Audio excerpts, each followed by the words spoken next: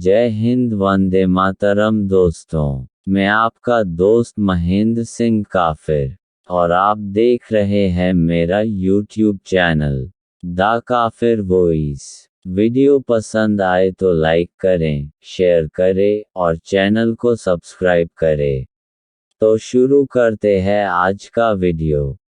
दोस्तों, आज हम हमारे इस वीडियो के माध्यम से जानेंगे कि आखिर क्यों लेना पड़ा भगवान विष्णु जी को वामन अवतार। दोस्तों, पौराणिक काल में एक हिरण्यकश्यप नाम का राक्षस हुआ करता था। वह एक बहुत ही दुष्ट राक्षस था।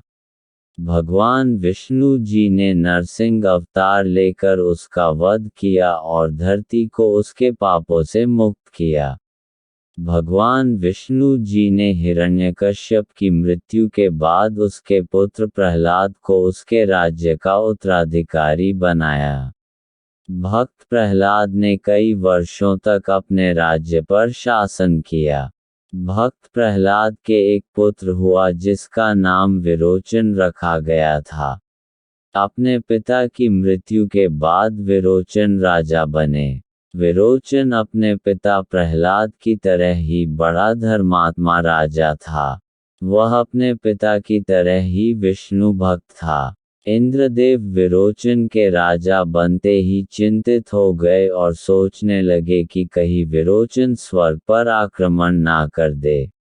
कई जगह ऐसा लिखा गया या बताया गया है कि इंद्रदेव ने राजा विरोचन को छल से मार डाला या इंद्रदेव और विरोचन के बीच में हुए युद्ध में राजा विरोचन की मृत्यु हो गई।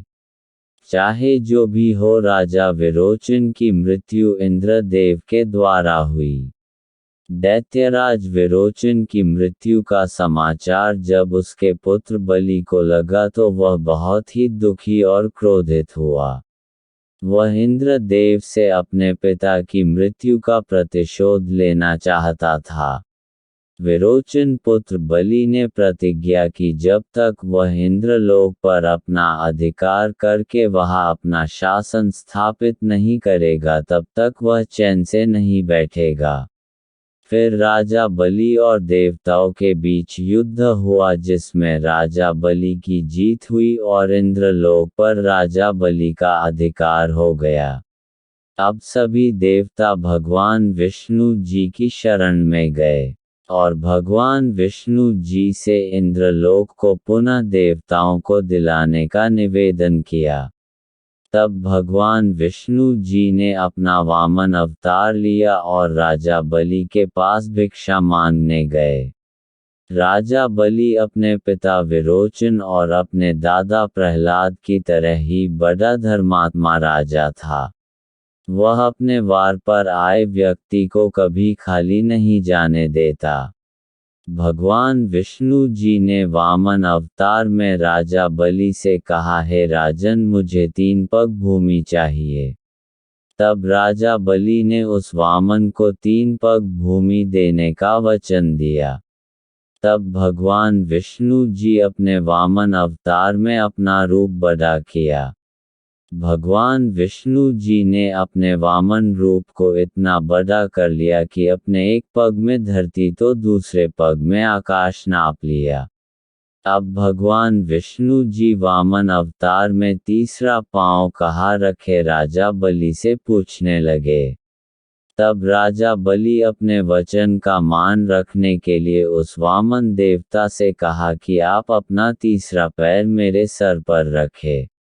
तब भगवान विष्णु जी ने अपने वामन अवतार में अपना तीसरा पैर राजा बलि के सर पर रखा और राजा बलि से कहा कि हे राजा बलि, आपने मुझे 3 पग भूमि दान की है, इसलिए अब इस भूमि पर आपका कोई अधिकार नहीं है।